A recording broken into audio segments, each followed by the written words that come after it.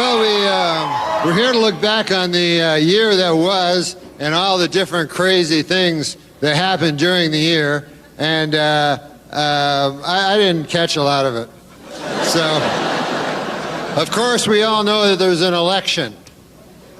You know? Big election. And it was a very important election. It was probably our most important election. And people had very strong opinions on the election. You know, some people had very strong opinions one way, and other people had strong opinions the other way. And I didn't have any opinions at all. I don't have really any opinions on anything. Like, you ever watch the CNN, and they'll have the polls, you know, and it'll be like, what do you think about embryonic stem cell research?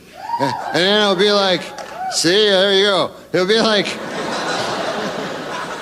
like 52% yes, 46% no, 6% I don't know. See? And that's me. I don't know.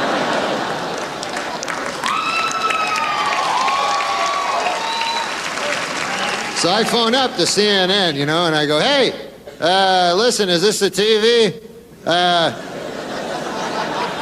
Yeah, that question you asked about the embryonic stem cell research?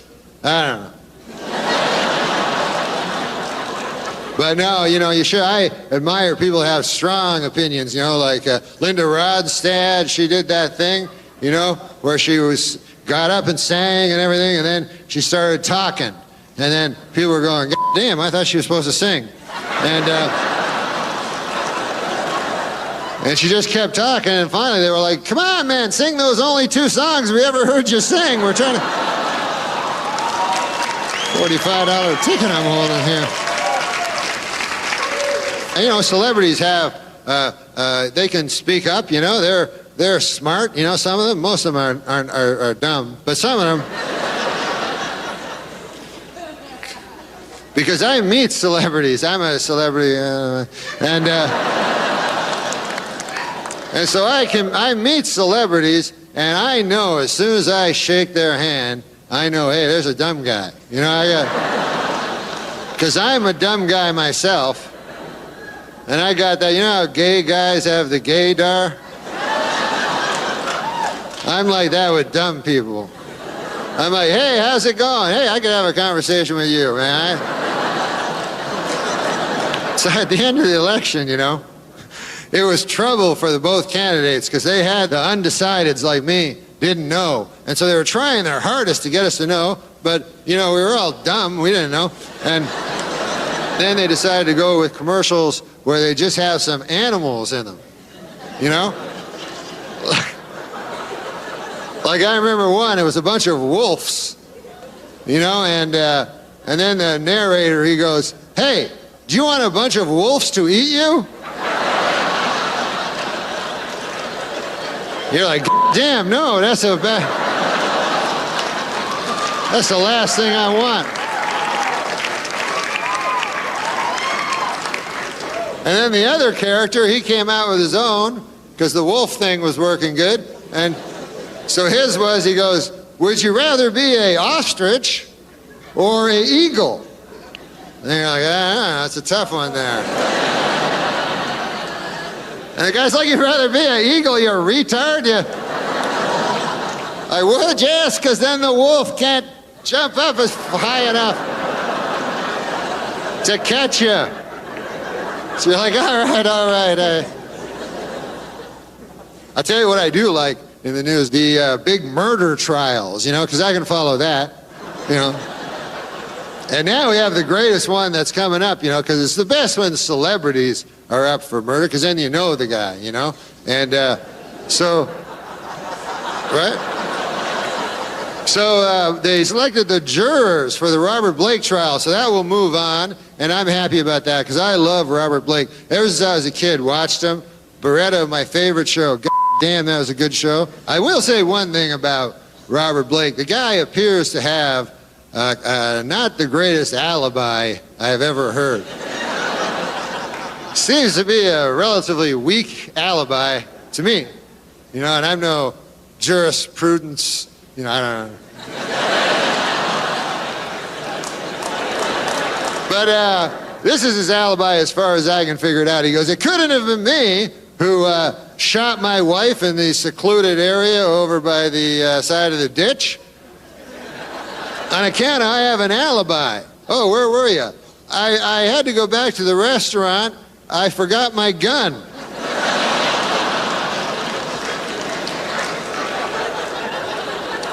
Then I got my gun. I went back to where my wife is, and goddamn, somebody shot her.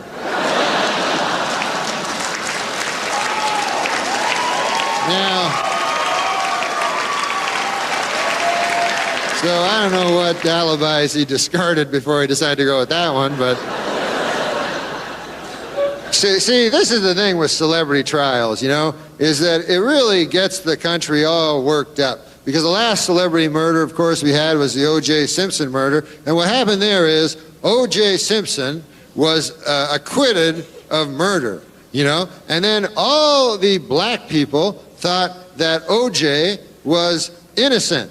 And all the white people thought that O.J. was guilty. So what happened was it created a racial divide in the country. I read that in a magazine. It created a... But what that means is, of course, the races were divided, you know? And that's no good, you know?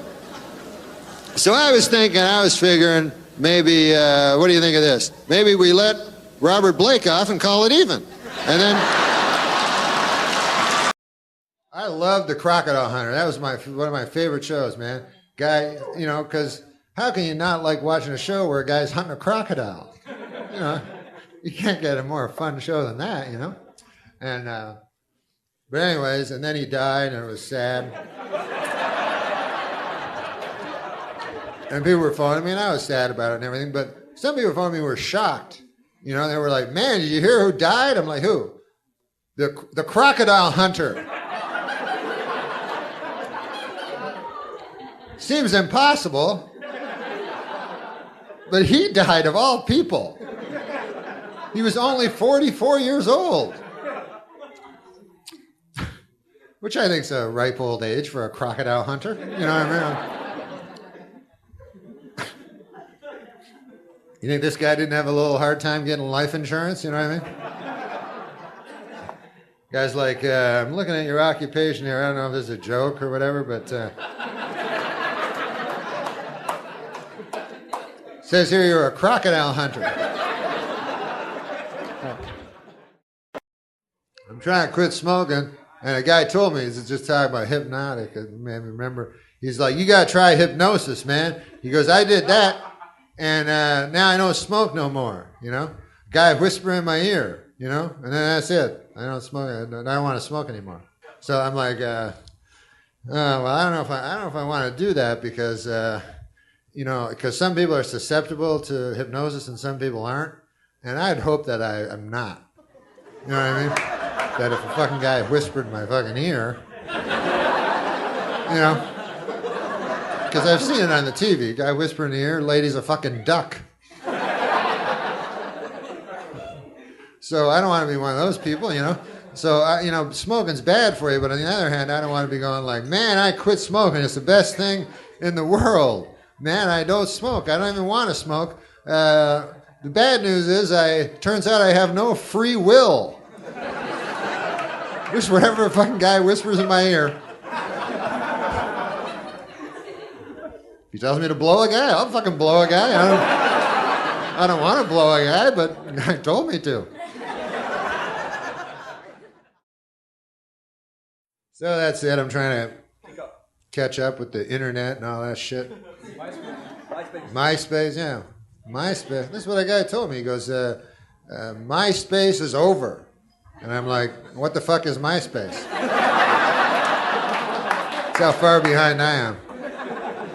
Guy's like, you know, MySpace, it's been out for 4 years. I go, I didn't know about it. He goes, you didn't know about it? I go, no, why the fuck didn't you tell me? Everybody knows about it. I thought you'd just know about it. I go, well, I don't.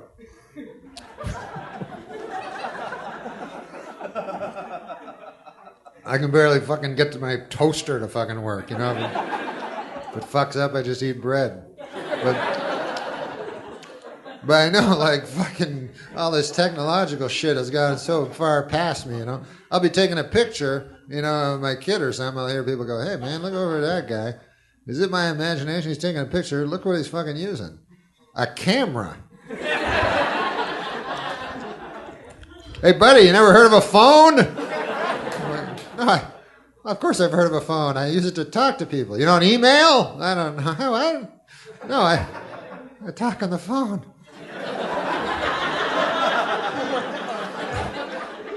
People tell me shit I'm so far behind.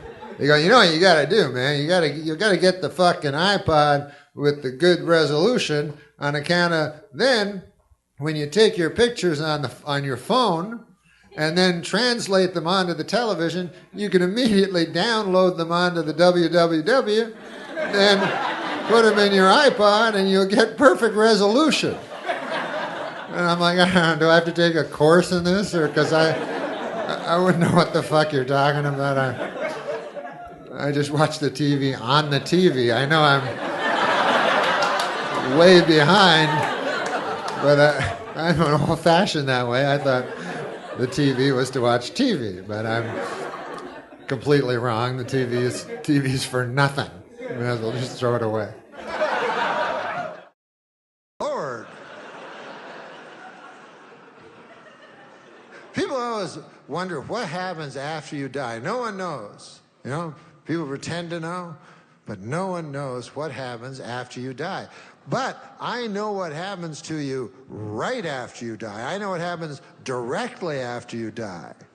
You are found.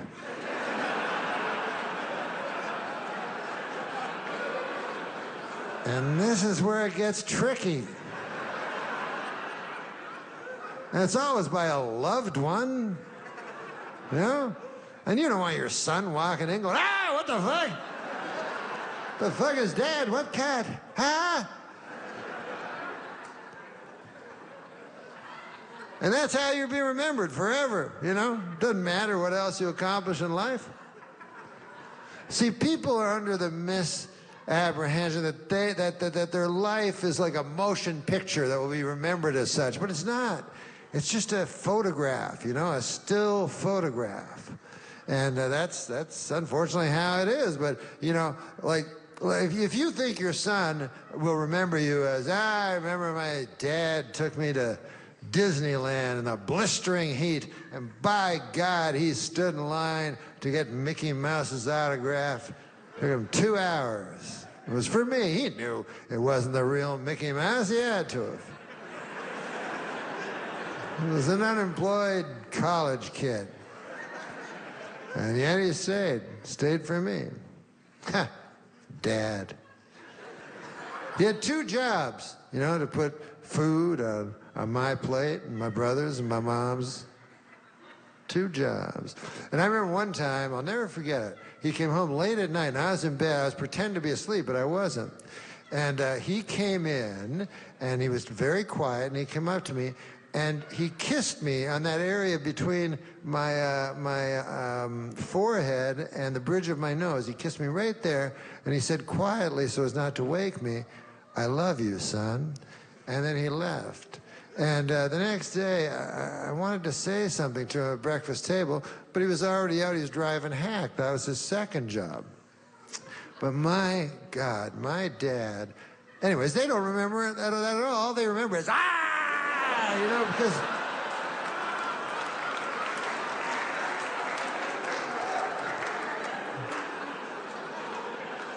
Unfortunately, that's the way human beings are.